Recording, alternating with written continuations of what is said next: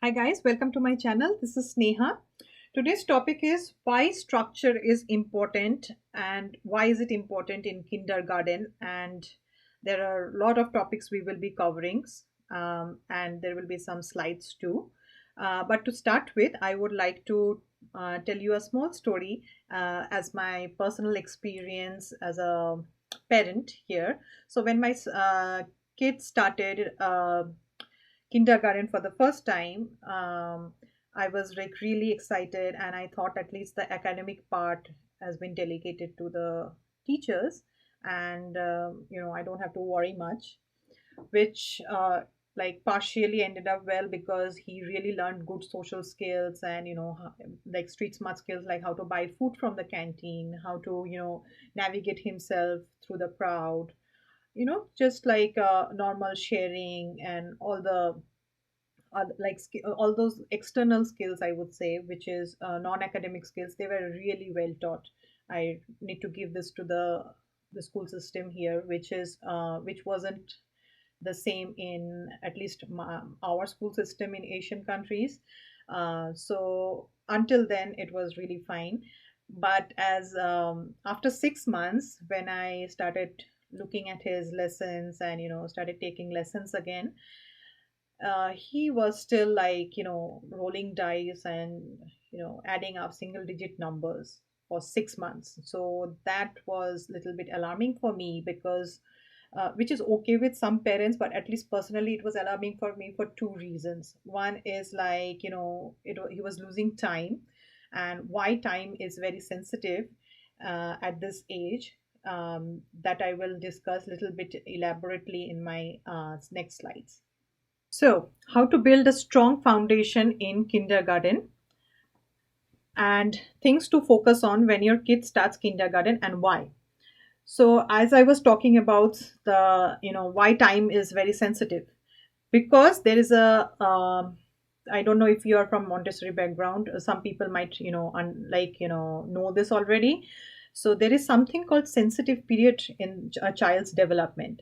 This is a limited period windows that comes in the child development between the age from birth to almost 6.5, 7, during which all the neural networks in our brain focuses on one particular domain, and for that reason they try to learn a lot about, they focus on that learning from the environment, and whatever concepts related to that topic you give the child at the or introduce the child to, they will learn it way faster because there is not only intrinsic motivation but also their neural network is in tune with that particular subject at that period of time. So if I think it will be easier if I go to the next slide to give you a overview. So if you can see the sensitive period by age, there is different domains like movement, senses, language, music, social learning, writing, reading. So these things are why is it important? I'll tell you. Because if you try to, like for writing, for example, so if you can see the slide, it's from 2.5 to 6 years. So if you try to teach a child how to write before 2.5 years, is not going to work. Same way, if a child tries to learn how to write after 6 years, they need to learn it with way more difficulty. It's not that they can't learn, but first the motivation is not there, and second of all, it will be a lot of hardships. And that's why and like for example, writing, if you notice, like writing comes before reading. So if you try to teach a child reading before a certain age, it doesn't work. Similarly, afterwards it's going to be difficult, and these sensitive periods are very limited and they just pass. So if you see the kindergarten and the preschool years, if you are just, or even forget first grade, if you just pass the time somehow, depending on, okay, this is where we get to learn or whatever is available we are learning, it's not efficient enough and doesn't even help you build a concrete foundation. So my recommendation will be to really focus on structured learning system, and focus on the subject area you will be teaching your child, and what age is appropriate for that. These are the things to look at when you're actually planning your lessons. That brings us to our next slide, the key areas to focus on and why.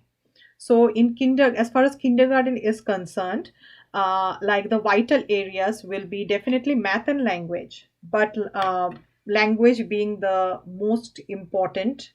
I tell you why. Because math here, like nobody will ask you any facts that you can actually memorize, or just say like 2 plus 2 or calculate and give it out. They actually wrap around the same fact, like say 2 plus 8, in a very wrapped in language, as in like a story problem or a word problem.